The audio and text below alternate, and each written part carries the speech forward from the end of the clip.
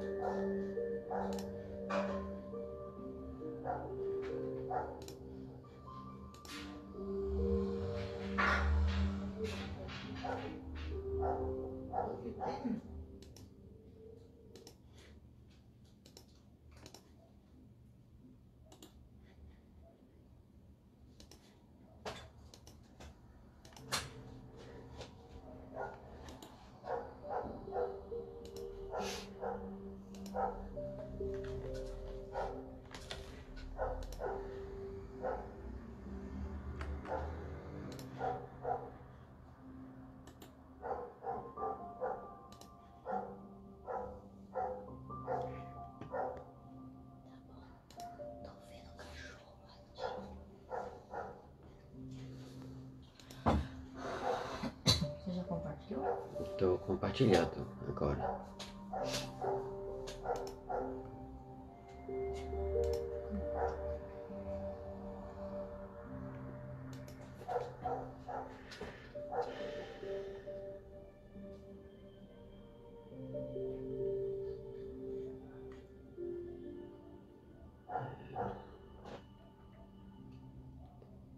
Olá, pessoal. Já vamos começar. Tô aqui compartilhando os áudios, tô compartilhando os links, né?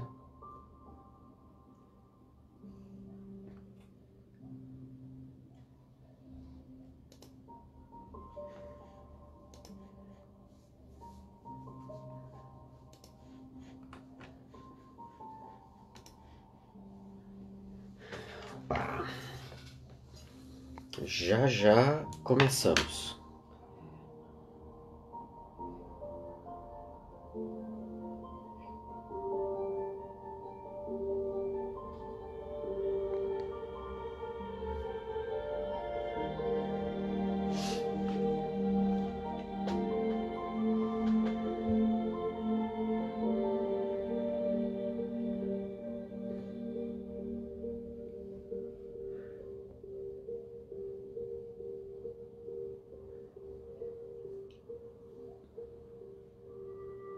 Boa noite, Rosângela. Tá te ouvindo? Eu sei.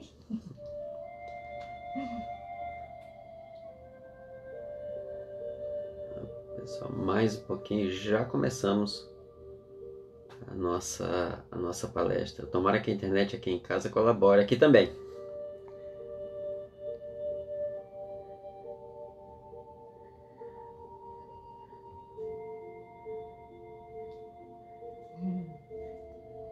Boa noite, Luiz.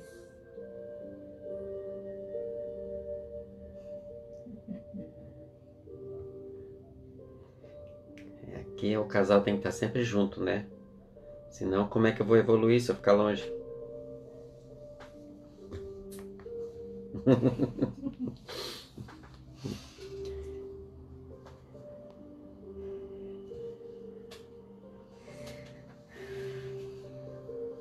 Sem comentários, né, seu Luiz?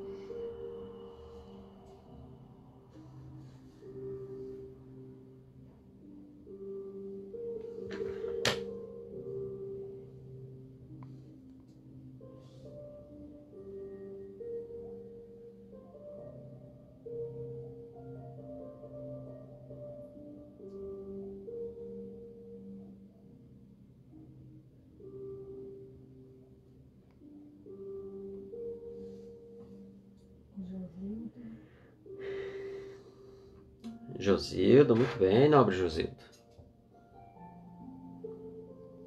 Quem tem que cuidar sou eu.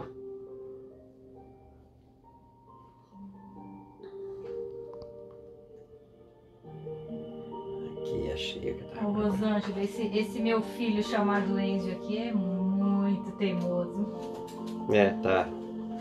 Tá. É muito teimoso, coitado de mim, viu?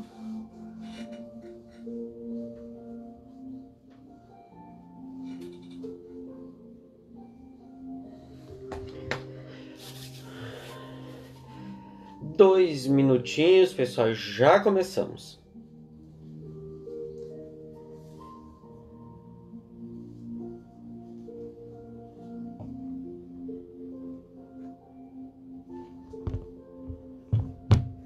Dois minutinhos, já começamos. A Lúcia, beijo. Isso.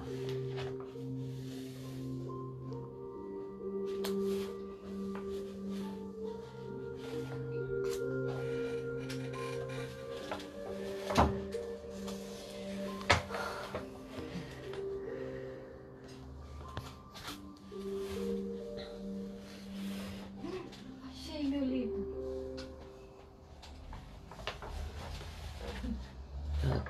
Dá pra ouvir a música? Dá. Tá.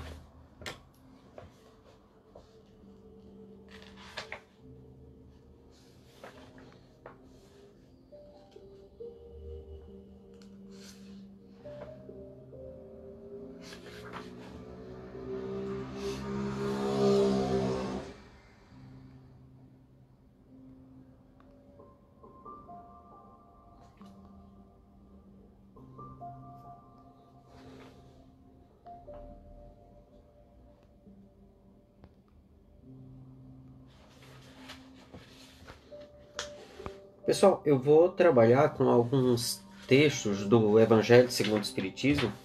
Então, quem quiser acompanhar, para ficar bem aquela característica de estudo que eu gosto bastante, então, se vocês quiserem ir aí na estante, pegar o Evangelho segundo o Espiritismo e acompanhar, porque aí quando eu vou ler, aí eu falo para vocês onde é que é, e aí vocês me acompanham na leitura, na análise, tá certo?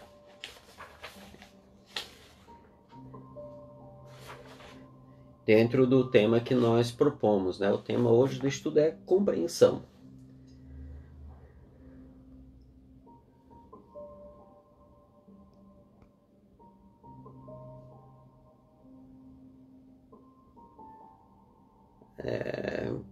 Muito bem, Rosângela.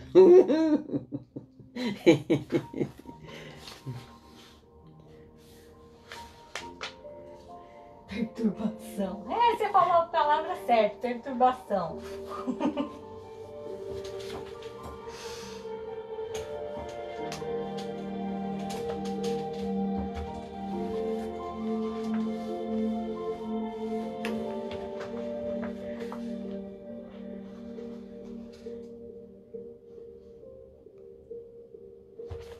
Melhor eu ficar quietinho, senão daqui a pouco ele me expulsa daqui. Coitadinho de mim.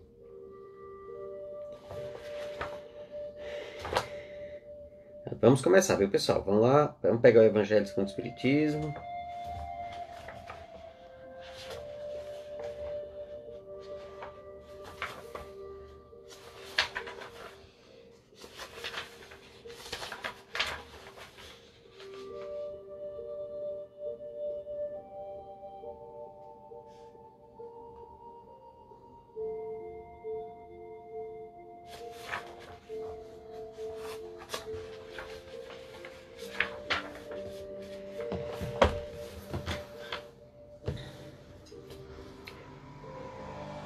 Ok, pessoal, vamos iniciar o nosso estudo, né? Vamos chamar de estudo. Eu gosto de estudar, gosto de estar junto, onde podemos aprender juntos e, sem sombra de dúvidas, cada vez mais eu tenho plena consciência e confiança de que as reflexões que nós estamos fazendo, elas são reflexões que vão contribuir para a nossa transformação moral, mesmo com as nossas fragilidades, com as fragilidades morais que nós temos. Eu ouvi uma palestra agora essa semana do Marcelo Gleiser, né? Ele é um físico, professor nos Estados Unidos, né? E o ano passado ele foi premiado com um prêmio dado para cientistas, e foi uma palestra do final do ano passado, onde ele, aqui no Brasil, discutindo sobre o futuro da ciência, né, numa empresa de tecnologia. E depois eu compartilho essa palestra dele nos grupos. E ele falava dessa necessidade de nos compreendermos. A necessidade premente de nos compreendermos. Não tem outro caminho, pessoal. Não tem outra saída senão a de desenvolvermos a capacidade de compreensão. E isso é uma verdade que está estabelecida há 2000 anos. Jesus estabeleceu essa prerrogativa do compreendermos uns aos outros desde que ele esteve aqui. E por que não conseguimos fazer isso? O que nos impede de fazer? Como a doutrina espírita, através das obras de Allan Kardec, podem contribuir para que nós desenvolvamos essa que hoje eu entendo ser um conjunto de virtudes. E que, analisando as experiências que nós estamos vivendo na nossa geração e nas gerações que nos antecederam, mas principalmente na nossa geração, e eu estou falando de uma geração que vem da década vem do século XX e adentra hoje pelo século XXI. Nós vivemos nas nossas experiências, nas nossas provas, e quando eu falo em prova, eu adoto a proposta do Livro dos Espíritos. Eu não olho prova como algo ruim. Eu não olho prova como algo que é desagradável, é algo terrível. Nós falamos em provas e expiações como se fosse assim, uma coisa, como se fosse castigo da divindade. O Livro dos Espíritos em nenhum momento trabalha nessa perspectiva. E como o Evangelho segundo o Espiritismo é um livro que ele vem para nos mostrar como é que eu ponho em prática a terceira parte do Livro dos Espíritos, por consequente, o Evangelho segundo o Espiritismo em nenhum lugar trata a ideia de prova e de expiação nessa perspectiva. Essa é uma perspectiva equivocada, ancestral. Nós trazemos isso de outras experiências e ainda não, mesmo nos tornando espíritas, mesmo nos tornando cristãos, nós não mudamos essa perspectiva. Nós olhamos para a ideia de prova e expiação como algo ruim, como algo que passamos como um castigo. Nós não entendemos o que é a ideia de castigo, nós não entendemos a ideia de punição na perspectiva de Deus. E aí, como espíritas, eu não posso olhar de uma forma diferente que não seja a proposta de Jesus e, posteriormente, aquela que o próprio Jesus vem nos trazer através de Allan Kardec, que tem como referência inicial, como ponto de análise inicial, a lei de amor, que é a lei de Deus na sua essência maior. Nós vivemos uma proposta religiosa, vamos dizer assim, já que muitos de nós entendem dessa forma, como algo totalmente externo. E buscamos essas concepções, essas análises, esses entendimentos e essas condutas como algo que acontece fora, como algo externo. E é por isso, e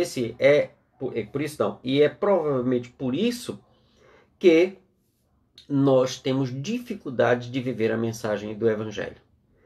Quando observamos que a nossa geração, e como eu disse, eu entendo a nossa geração como aquela que está aqui no planeta desde no século XX. Vamos pegar do século XX. Eu falar da nossa geração, é o século XX para cá. Por que eu falo assim do século XX para cá? Porque somos um grande grupo de espíritos que foi encarnando no decorrer dessas 10 décadas do século XX, as 2 do século XXI, dessas 12 décadas, né? Aí nós temos talvez pegar 30 anos, são 4 gerações. Mas vamos colocar como uma grande geração porque nós somos muito parecidos no nosso jeito de ser, no nosso jeito de viver.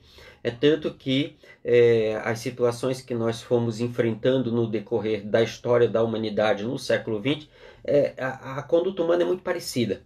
Em qualquer lugar do planeta que você for, você vai encontrar os mesmos modelos culturais, uns mais brutalizados, outros já mais... se fôssemos usar a terminologia da época de Kardec, diríamos uns mais selvagens, outros mais civilizados. Só que isso tem uma série de implicações éticas, vamos dizer assim. Vamos dizer que são grupos que são mais brutalizados e outros já mais humanizados. Vamos colocar dessa forma. Mas acredito que vocês entendem aquilo que eu estou querendo dizer. E aí, pessoal, partindo para a análise mais pragmática, o tema da nossa análise é o mandamento maior. Compreendei-vos uns aos outros como eu vos compreendo. Eu parto do pressuposto que o mandamento maior, textualmente, que é o amar ao próximo, amar a Deus sobre todas as coisas e ao próximo como a si mesmo, né? É o mandamento maior, é o amar a Deus e a si mesmo e ao outro. Eu parto do pressuposto que, para que eu consiga de fato amar, para que eu consiga de fato pôr em prática esse mandamento maior, eu não vou fazer isso se eu não desenvolver a capacidade de compreensão. Se é amar a Deus, amar a mim mesmo e amar ao próximo, eu só consigo amar a Deus quando eu compreendo a ação divina através das suas leis. Eu só consigo me amar quando eu conseguir vencer o orgulho. Eu só consigo amar ao próximo quando eu conseguir olhar para o outro como o outro é. Então, eu parto do pressuposto que para que eu consiga amar, eu primeiro preciso compreender. E aí, esse ponto de vista que eu procuro partir, não é uma invenção da minha cabeça. Não é algo que eu tirei assim, num belo dia, olhei e disse, é assim que funciona. Não. Eu parto das observações e das análises que fizemos do livro Evangelho segundo o Espiritismo, que, como dissemos, entendemos ser a orientação prática de como viver, de como experienciar a terceira parte do Livro dos Espíritos, que são as leis morais. Nós fizemos um estudo que durou cerca de 25 anos, uma coisa tão simples, depois disse assim, poxa, mas foi tanto tempo para identificar o que estava na cara, mas essa coisa, né? Um espírito superior consegue ver a luz facilmente, mas um espírito inferior demora. Demora. E aí nós conseguimos perceber que quando nós pegamos as 10 leis morais que Kardec elenca na terceira parte do Livro dos Espíritos, ali está a proposta do que deve ser feito e por que deve ser feito. Está muito bem explicado o que deve e por que deve ser feito. E aí vem a pergunta, como fazer? Como pôr em prática? E aí esse é um dos objetivos do Evangelho segundo o Espiritismo. Isso não é invenção minha, isso nós já conversamos em outros momentos, está na introdução do Evangelho segundo o Espiritismo. Se você abrir o seu Evangelho segundo o Espiritismo, tá ao contrário, pessoal, que eu estou usando a câmera frontal do equipamento, você pegar o Evangelho segundo o Espiritismo, abrir na introdução, item 1, objetivo dessa obra, e você for ao último parágrafo, né, que dependendo da sua, no meu caso é uma página e meia, né, que no final, está até marcadinho, ó, se vocês observarem, eu destaquei esse último parágrafo, né? Kardec diz assim, e não importa a tradução que você pegar, está basicamente o mesmo texto. Basicamente é o mesmo texto. Esta obra é para uso de todos. Ponto. Então é para ser usada.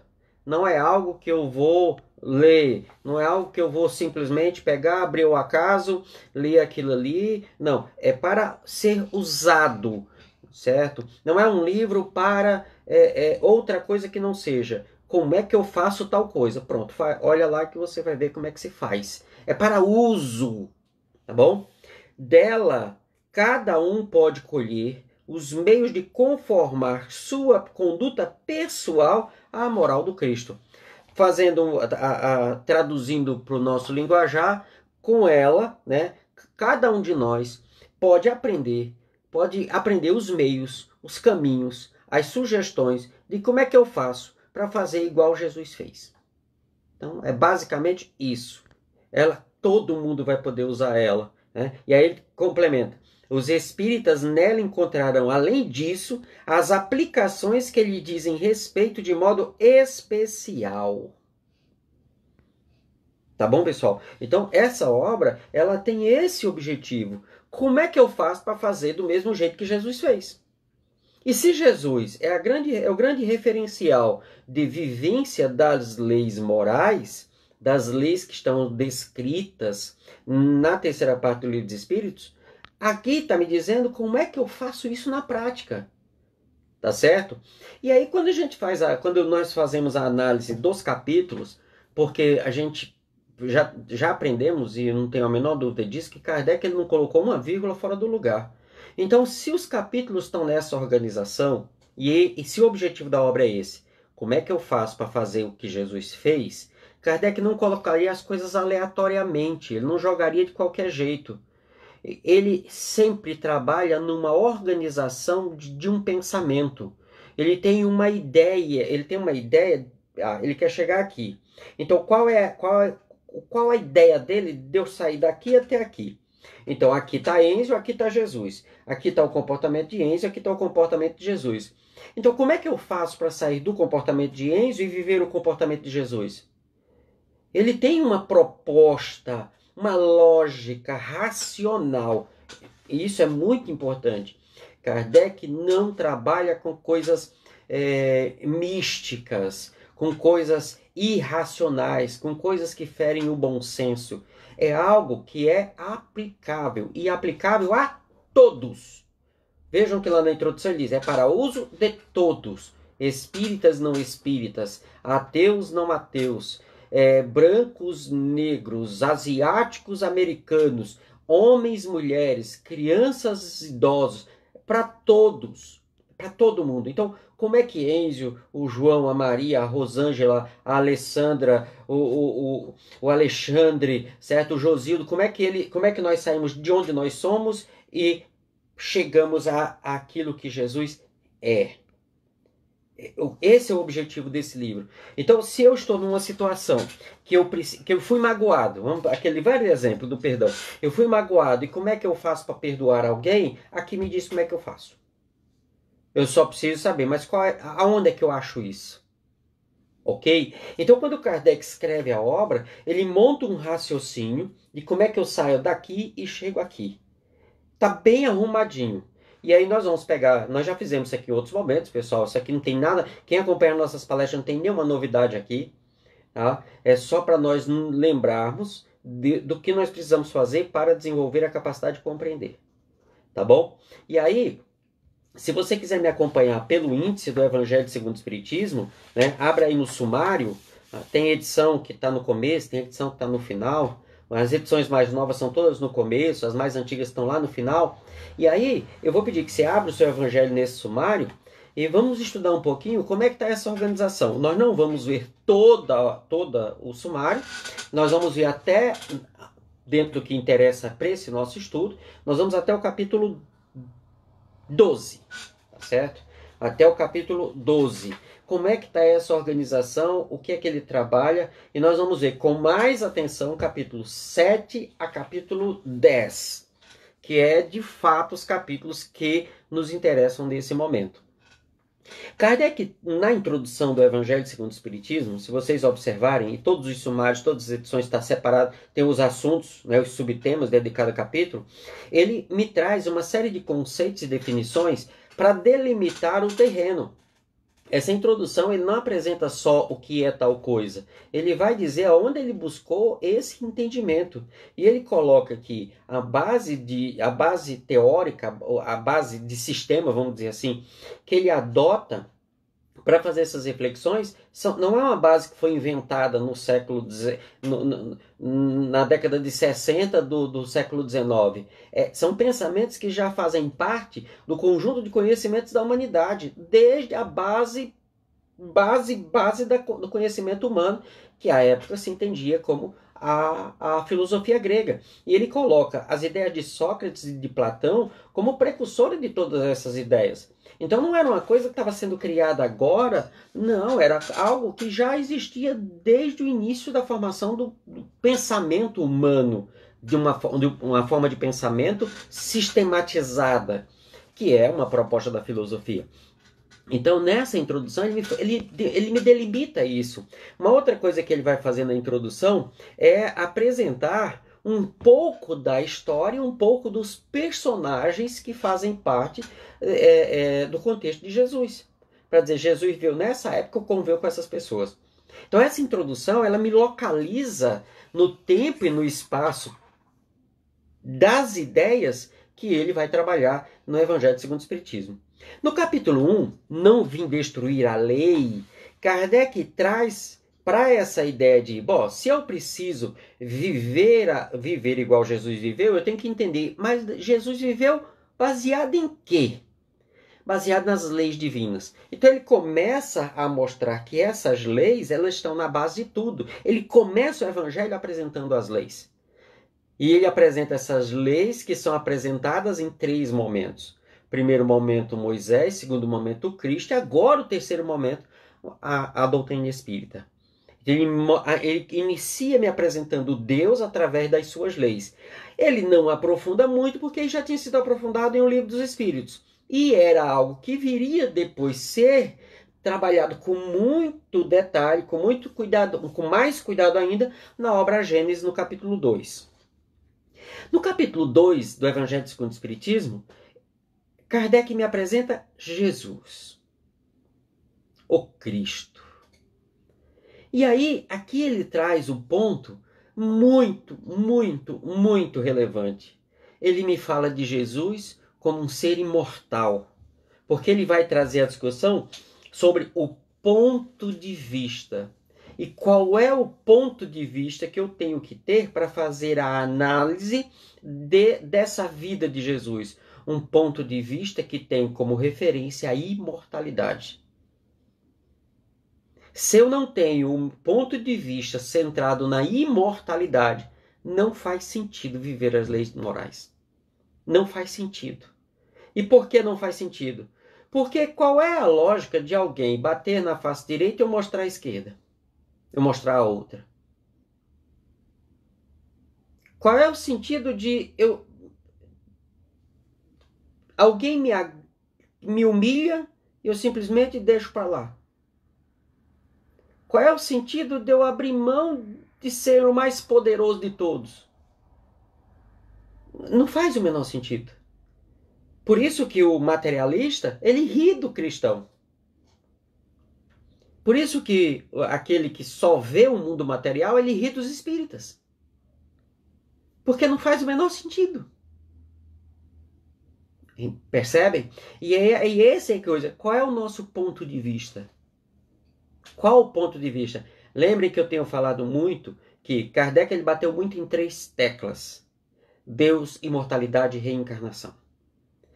No momento que nós entendermos como cada uma desses 3 elementos funciona, e nós passarmos a olhar a realidade, a nossa realidade, passar a girar em torno esses 3 pilares, nós chegaremos à perfeição rapidinho. Rapidinho. Aí Kardec começa a entrar no conteúdo. Ele me apresenta a lei divina, ele me apresenta Jesus e o ponto de vista do Cristo, da imortalidade. Ele diz, pronto, agora vamos começar a estudar.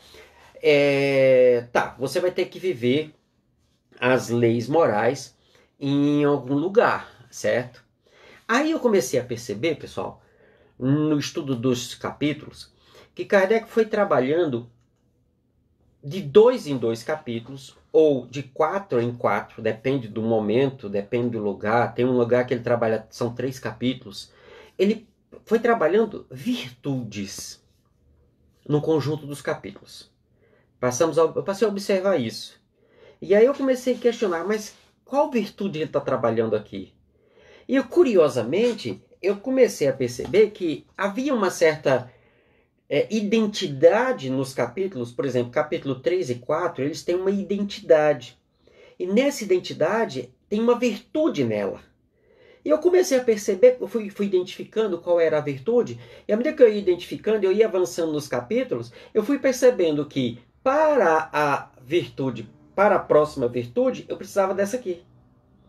Então Kardec foi me mostrando que, olha, a construção das virtudes, para você viver a mensagem, tem uma lógica. Então você primeiro desenvolve essa, depois desenvolve essa, depois desenvolve essa, e assim. Há uma sequência. E eu fiquei muito surpreso identificando essa lógica extremamente racional que Kardec me apresenta na organização dos capítulos. Então não é por acaso.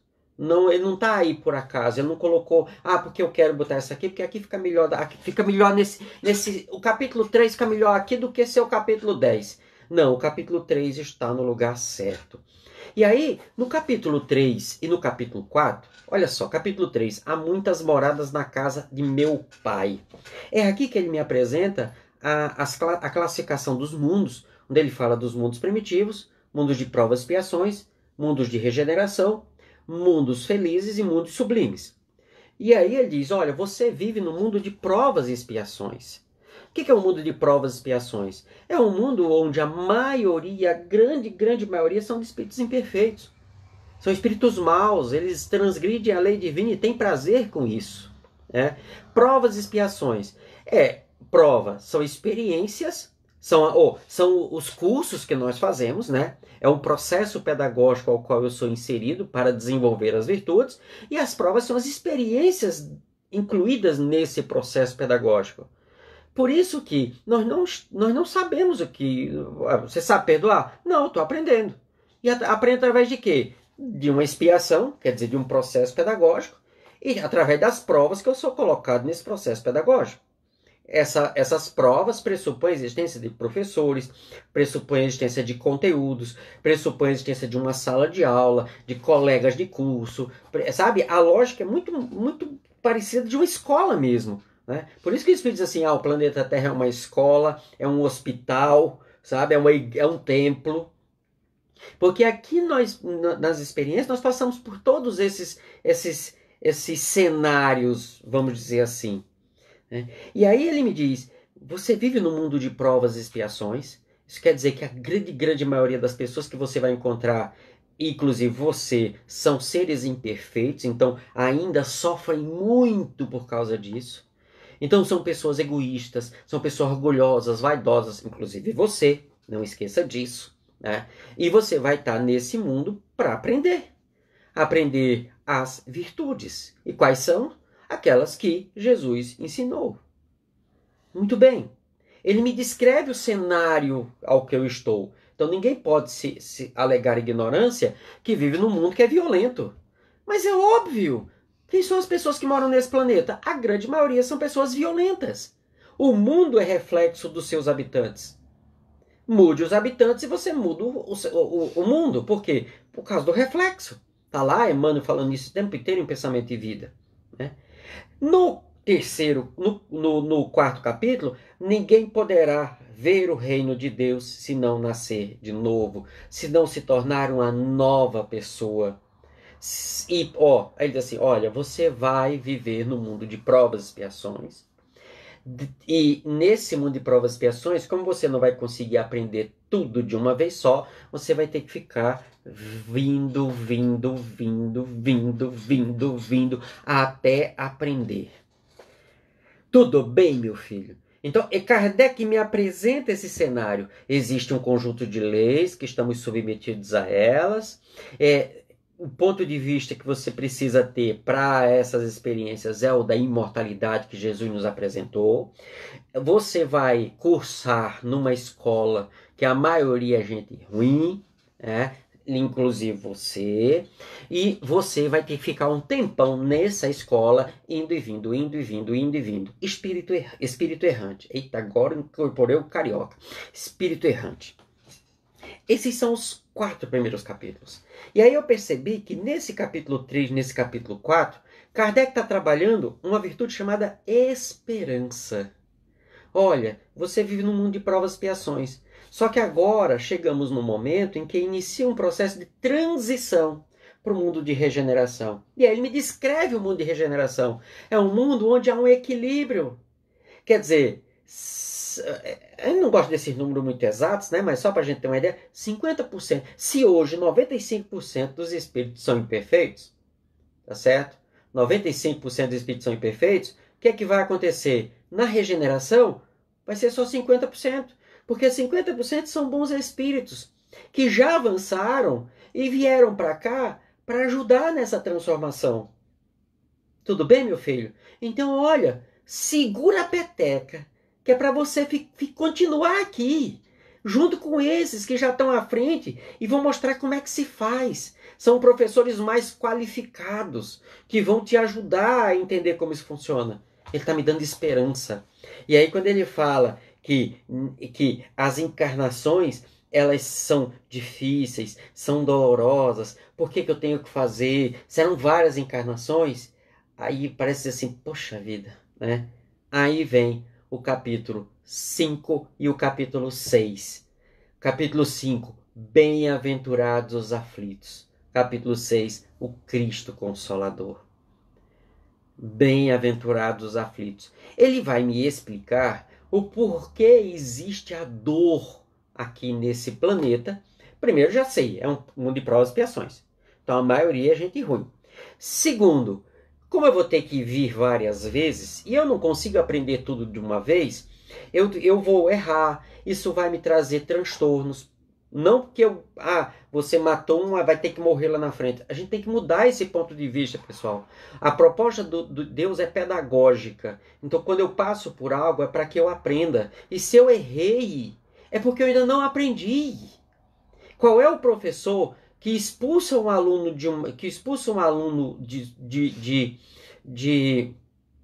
definitivamente do processo de aprender, certo? Sem oferecer todas as possibilidades. Todas as possibilidades. Entendem? Acontece que as escolas que nós trabalhamos não têm todas as possibilidades. São limitadas. Só que Deus tem todas as possibilidades. O olhar de Deus é o olhar do Pai que ama, não é do carrasco que pune. Precisamos mudar isso, pessoal. E isso é um dos principais motivos do nosso sofrimento. Porque nós olhamos para Deus dessa forma e queremos que Deus haja dessa forma. E como Ele não vai agir, porque Ele é amor, nós nos angustiamos. E o que acontece? Quando você faz isso, você age contra a sua própria natureza. A natureza de um espírito puro, porque é para lá que nós estamos caminhando. Pois bem, quando ele vem, bem-aventurados os aflitos, e ele diz, ele explica por que esse sofrimento acontece, e aí ele vem para o Cristo Consolador. Eu já contei outras vezes, que aí quando eu cheguei aqui, eu disse, eu acho que Kardec aqui ele errou. Porque ele fala de Jesus lá no capítulo 2, aí agora fala do Cristo Consolador no 6. Não era para já... Se ele apresentou Jesus no 2, aí já não era para ter apresentado o Cristo Consolador no 3? Né? Eu disse, errou. Não faz muito sentido. Por que ele deixou para falar depois? Porque aqui no 2 ele me apresenta o ponto de vista que eu preciso, o da imortalidade. E é somente quando ele vai falar das aflições que eu vou viver, sendo eu o responsável por essas aflições, porque sou um espírito imperfeito ainda. Aí ele diz assim, olha, só lembra, Jesus é o grande Consolador. E ainda tem um detalhe. Aqui ele diz assim, Jesus é o Consolador. E ele prometeu que mandaria um outro Consolador. Você agora vive no mundo de provas, tem as leis que você deve seguir. Deve desenvolver o ponto de vista da imortalidade. Vive no mundo de provas e expiações. Terá que reencarnar várias vezes e enfrentar muitas e dolorosas aflições. Mas você tem o Consolador prometido. E aí eu percebi, Kardec me dá esperança no 3 e 4 e me consola no 5 e 6.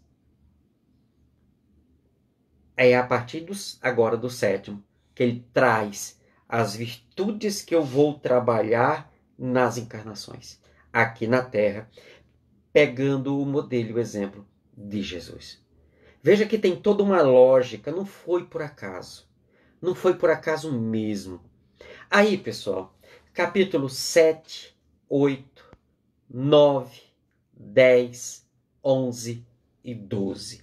Aqui, pessoal, Kardec trabalha 3 grandes virtudes. E eu poderia dizer o seguinte.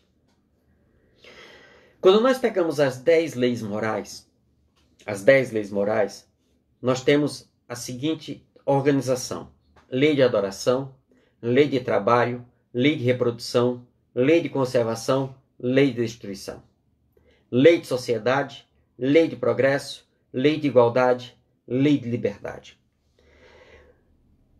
Quando eu tentei analisar essas leis, para tentar entender a sequência, por que Kardec tinha colocado nessa sequência, eu fui observando o seguinte: lei de adoração é a lei que rege, no texto está muito claro, as relações entre eu e Deus.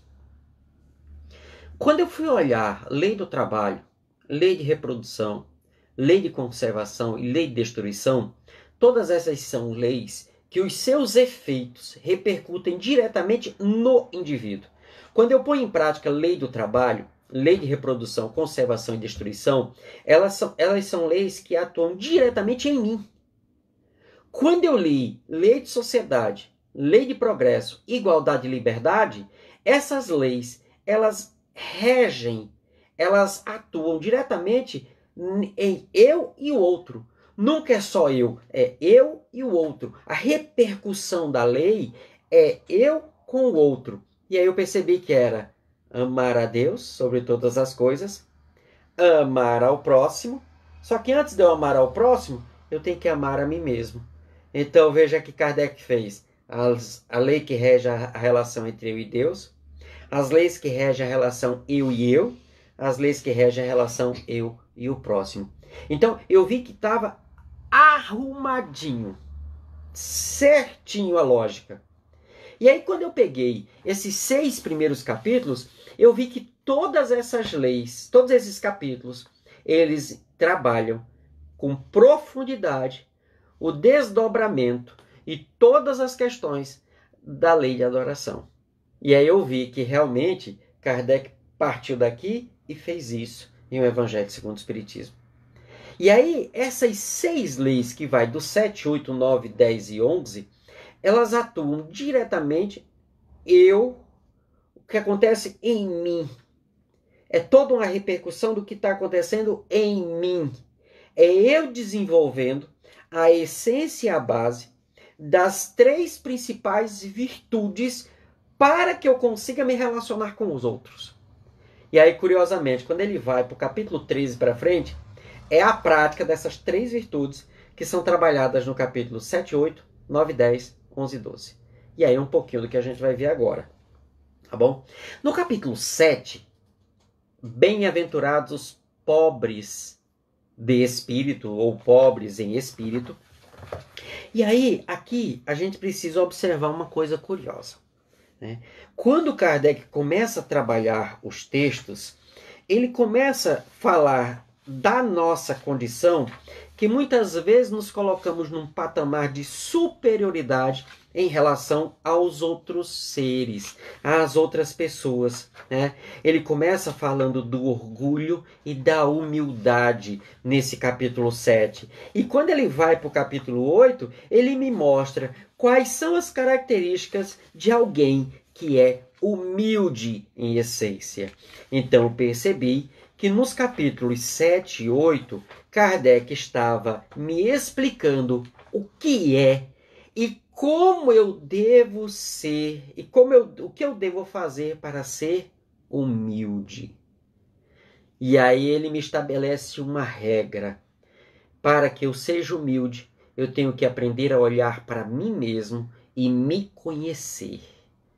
Humildade é a virtude, é a capacidade que o indivíduo tem de se conhecer. E por que ele começa com a humildade? Porque aí quando você vai para o capítulo 9 e 10, bem-aventurados que são brandos e pacíficos, bem-aventurados que são misericordiosos, brandos e pacíficos, é eu ser brando e pacífico em relação a quê? E eu ser misericordioso em relação a quê? E aí você vai ver que os 2 capítulos, eles trabalham basicamente a mesma ideia que tem no capítulo 7 e 8, só que agora é eu olhando para o outro. Veja só, apesar do capítulo trabalhar a misericórdia. Eu tenho que ter misericórdia para o outro. Mas veja, eu tenho que ter. O capítulo está falando o que eu tenho que fazer. Ele está impondo regras a mim. E aí, se no capítulo 7 e 8, Kardec me explica o que é e como ser humilde, agora no 9 e 10, ele explica o que é e como pôr em prática a compreensão do outro. E aí, pessoal, olha só. Bem-aventurados que são mansos e pacíficos, injúrias e violências, afabilidade e doçura, a paciência. Isso é um texto de Joana. Obediência e resignação, a cólera. Ele está me dizendo o tempo todo coisas do nosso dia a dia e o quanto, e são coisas que acontecem na relação com o outro. Mas observem, ele está o tempo inteiro me colocando como referencial de análise. E aí, bem-aventurados os misericordiosos, perdoai para que Deus vos perdoe. Reconciliação com o adversário. Primeiro ele diz assim, não se irrite. Segundo, olhe para o outro. Sacrifício mais agradável a Deus. O cis que a trave no olho.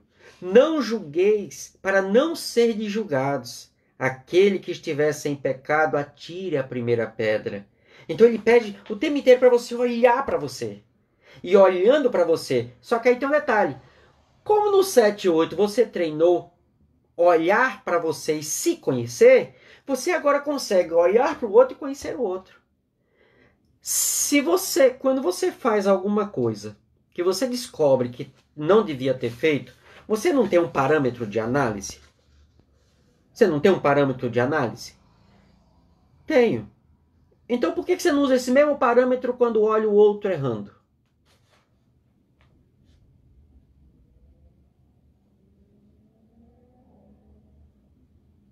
Com a medida com que julgardes, serás julgado. O que ele está me dizendo? Que a lei estabelece que você deve usar a mesma medida com que você julga, você deverá julgar o outro. Lembrando que essa ideia de ser julgado não é depois, quando você morrer. O que vai acontecer é quando você age, quando a ficha cair, você vai se julgar.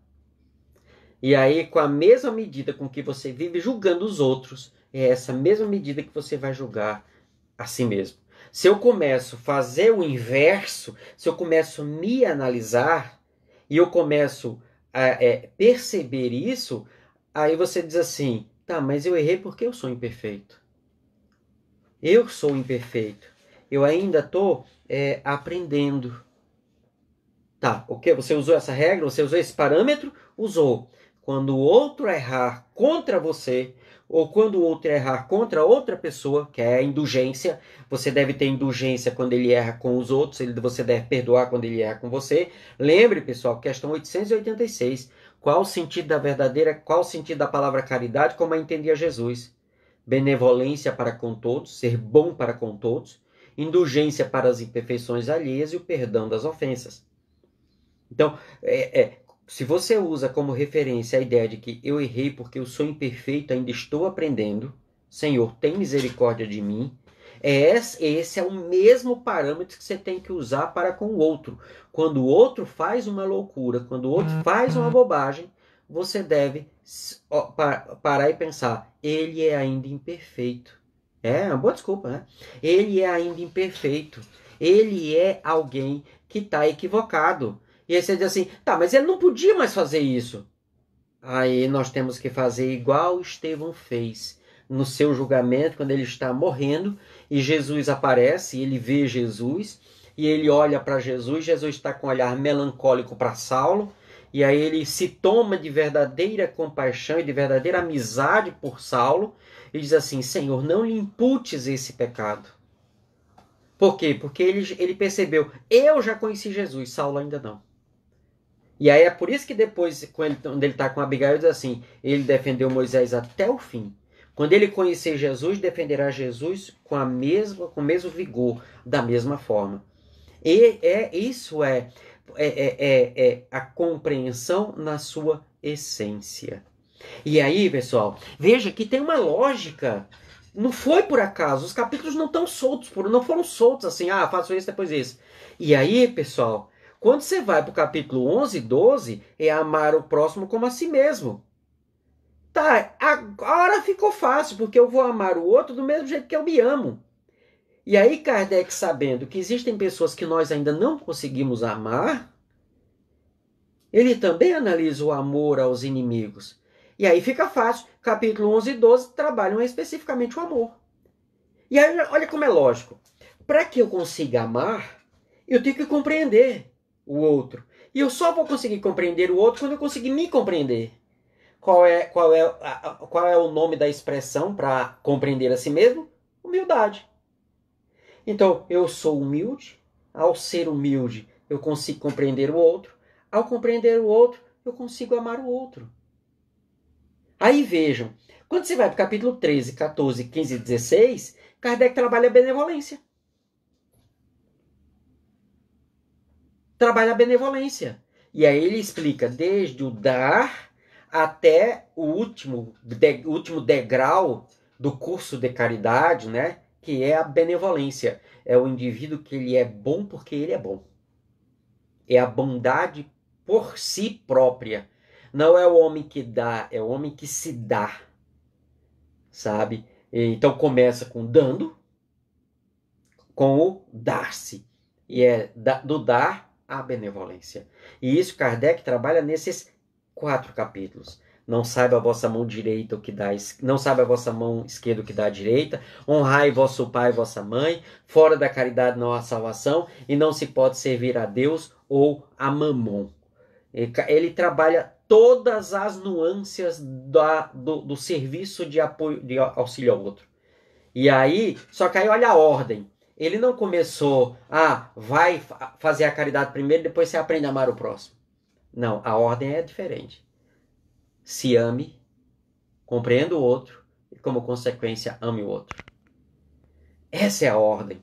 E é isso, pessoal, que talvez, acredito, seja o que nós mais necessitamos no momento atual.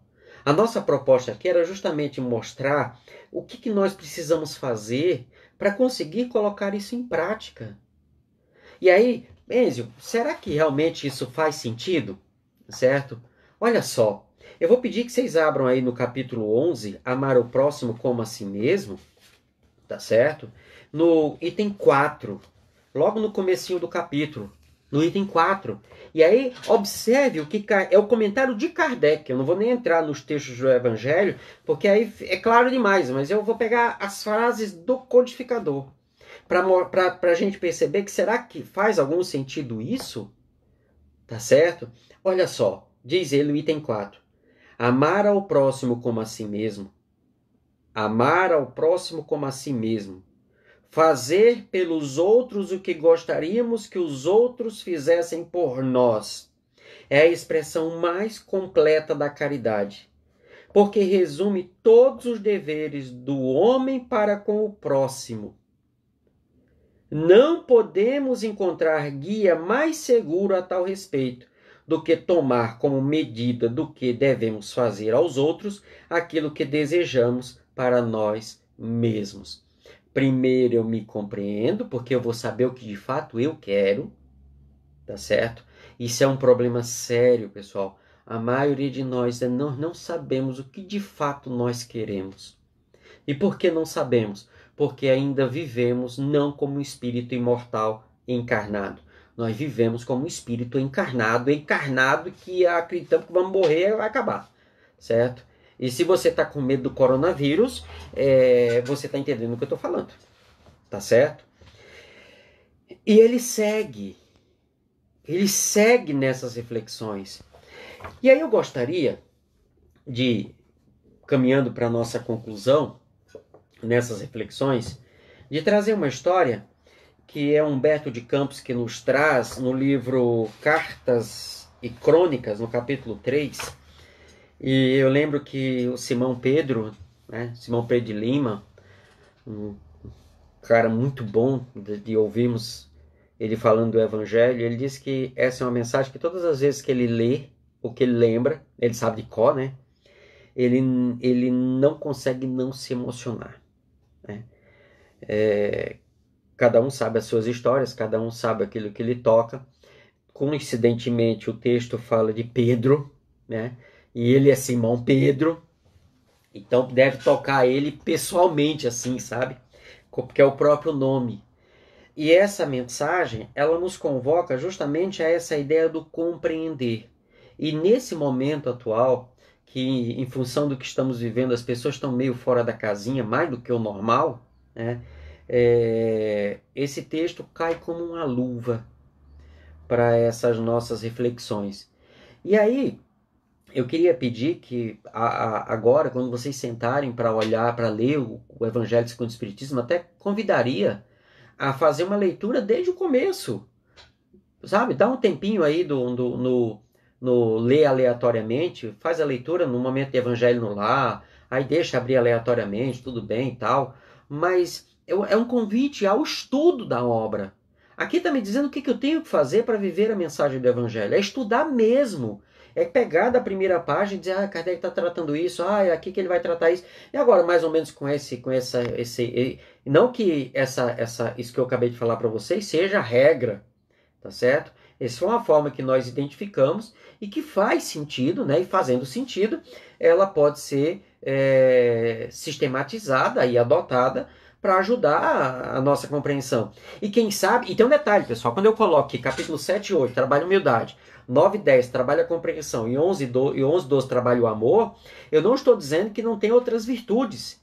Você vai começar a perceber, se você fizer esse estudo assim, você vai ver que o tema central é a humildade, mas ele relaciona a humildade o tempo todo com compreensão, com amor, com caridade, com benevolência, com servir, com todas as virtudes, elas não estão soltas.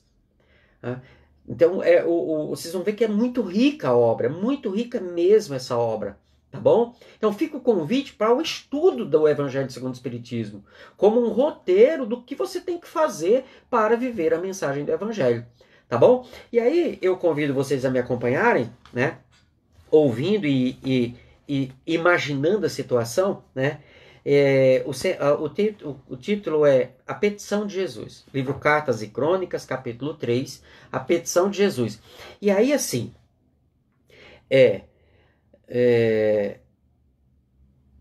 Jesus e Pedro, tá certo?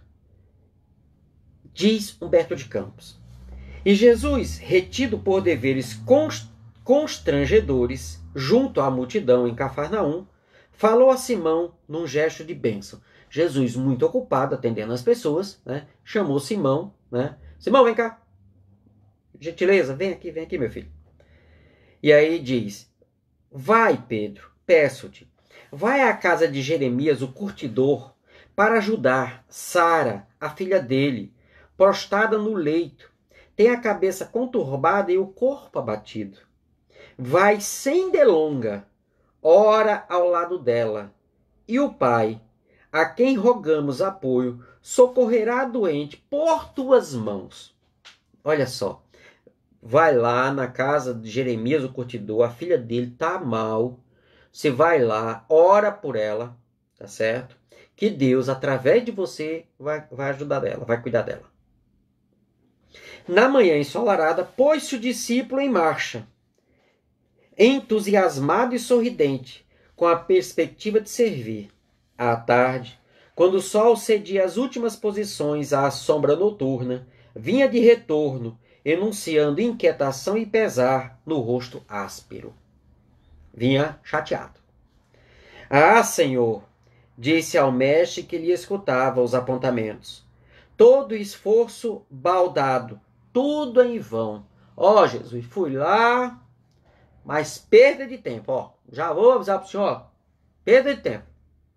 Como assim? E o apóstolo explicou amargamente qual se fora um odre de fel a derramar-se. O velho estava irritado. A casa de Jeremias é um antro de perdição. Antes fosse um pasto de selvagens. O abastado curtidor é um homem que ajuntou dinheiro a fim de corromper-se. De entrada, Dei de cara com ele bebericando vinho num paiol, a cuja porta bati, na esperança de obter informações para demandar ao recinto doméstico. Não parecia um patriarca, e sim um gozador desavergonhado. Sentava-se na palha de trigo e, de momento a momento, colava os lábios ao gargalo de pesada botelha, desferindo gargalhadas ao pé de serva bonita e jovem que se refestelava no chão, positivamente embriagada. Ao receber-me, começou perguntando quantos piolhos trago à cabeça e acabou mandando-me ao primogênito. Saí à procura de Zoar, o filho mais idoso, e achei-o enfurecido no jogo de dados em que perdia largas somas para conhecido traficante de Jope. Acolheu-me aos berros, explicando que a sorte da irmã não lhe despertava o menor interesse. Por fim, expulsou-me aos coices, dando a ideia de uma besta fera solta no campo. Afastava-me, apressado, quando esbarrei com a dona da casa. Dei-lhe a razão de minha presença. Contudo, antes de atender-me, passou a espancar esquelética menina, alegando que a criança lhe havia surrupiado um figo, enquanto a pequena chorosa tentava esclarecer que a fruta havia sido devorada por galos de estimação. Somente após ensanguentar a vítima, resolveu a megera designar o aposento em que poderia avistar-me com a filha enferma. Ante o olhar melancólico do ouvinte, o discípulo prosseguiu. A dificuldade, porém, não ficou nisso. Visivelmente transtornada por bagatela, a velha sovina errou na indicação, pois entrei numa alcova estreita onde fui defrontado por Josué, o filho mais moço do curtidor, que mergulhava a mão num cofre de joias. Desagradavelmente surpreendido, fez-se amarelo de raiva, acreditando de certo que eu não passava de alguém a serviço da família, a fim de espionar-lhe os movimentos. Quando ergueu o braço para esmurrar-me, expliquei-lhe que considerasse a minha situação de visitante em missão de paz e socorro fraterno. Embora contrafeito, conduziu-me ao quarto da irmã. Ah, mestre, que tremenda desilusão! Não duvido de que se trata de uma doente, mas logo que me viu, a estranha criatura se tornou inconveniente, articulando gestos indecorosos e pronunciando frases indignas. Não aguentei mais. Fugi horrorizado e regressei pelo mesmo caminho. Senhor, não fui acaso bastante... Observando que o amigo, sublime, se resguardava triste e silencioso, volveu Simão após comprido intervalo. Senhor, não fui acaso bastante claro? Porventura não terei procurado cumprir-te honestamente os desejos? Seria justo, mestre, pronunciar o nome de Deus ali, entre vícios e deboches, avareza e obscenidade? Jesus, porém, depois de fitar longamente o céu, a inflamar-se de lumes distantes, fixou no companheiro o olhar profundamente lúcido e exclamou com serenidade. Pedro, conheço Jeremias, a esposa e os filhos há muito tempo. Quando te incumbi de ir ao encontro deles, apenas te pedi que auxiliasses.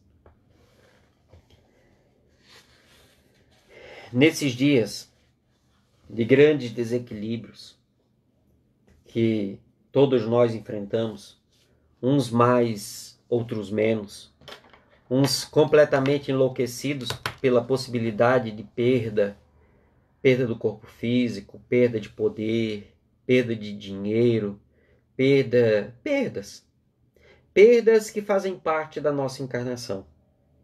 É óbvio que devemos cuidar dos tesouros da carne, já que é uma responsabilidade e uma confiança que a vida nos deu para a encarnação.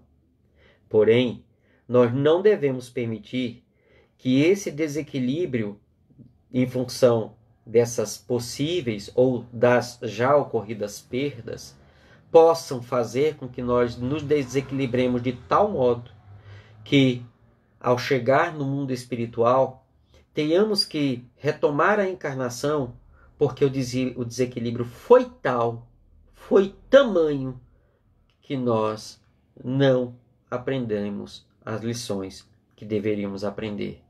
Lembrando que o ponto inicial de tudo isso é o entendimento das leis divinas e que, para que possamos viver a mensagem que Jesus nos trouxe e a ponto de entregar-se numa cruz para morrer na cruz e mostrar a realidade da imortalidade da alma, que nós possamos desenvolver esse ponto de vista e entender que tudo que aqui passa para que nós desenvolvamos essas virtudes. E aí hoje eu procurei mostrar a vocês que todos nós, pessoal, todos nós estamos nessa escola aprendendo humildade, compreensão e amor. Alguns já chegaram nos últimos anos do curso e já amam. Alguns estão chegando na segunda metade, né? No segundo terço do curso, que já conseguem compreender. A maioria de nós ainda estamos nos debatendo nessa luta constante em aprendermos a ser humildes.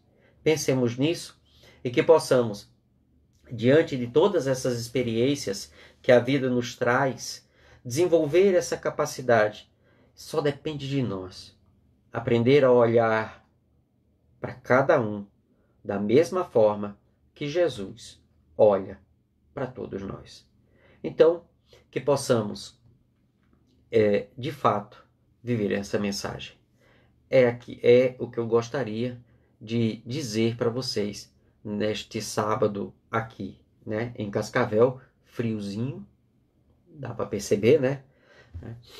E nesta noite, em cada lugar que você esteja, não importa se está assistindo agora ao vivo, se está assistindo de manhã, de tarde, à noite, não importa a hora que você assista, que essa mensagem, que é a mensagem do Evangelho, que de fato é a que nós precisamos e que já nos foi explicado tantas vezes, desde que Jesus aqui esteve em carne, né, vamos colocar assim, porque em espírito ele está, né, que possamos realmente, decididamente, nos transformar, sendo aqueles que Jesus já vê em nós. Um abraço e um grande cheiro no coração. Amanhã, quem pode, 9 horas da manhã, no Facebook da AME Cascavel, nós vamos continuar com os nossos estudos dominicais, né, estudando esse ser chamado Espírito. Então, pessoal, mais uma vez um abraço, mais uma vez um grande cheiro no coração.